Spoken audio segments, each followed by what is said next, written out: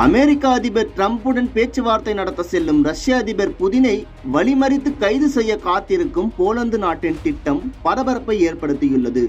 Putin கைதாகிறாரா? என்ன நடந்தது? விரிவாக பார்க்கலாம்.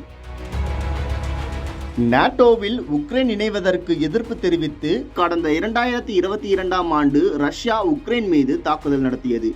இந்த போர் தொடங்கி 3 ஆண்டுகளை கடந்தும் தற்போது வரை நீடித்து வருகிறது. ரஷ்ய அதிபர் புதினுக்கு எதிராக பல்வேறு குற்றச்சாட்டுகளை உக்ரைன் தெரிவித்தது. குறிப்பாக போர் விதிகளை மீறி ரஷ்யா பல்வேறு கொடூர செயல்களை அரங்கேற்றி வருவதாக குற்றம் சாட்டியது.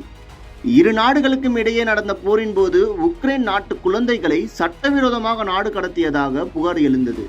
இந்த புகாரை தொடர்ந்து ரஷ்ய அதிபர் விளாடிமிர் புதினுக்கு கடந்த ஆண்டு மார்ச் மாதம் சர்வதேச குற்றவியல் நீதிமன்றம் கைது வாரண்ட் உத்தரவு பிறப்பித்தது.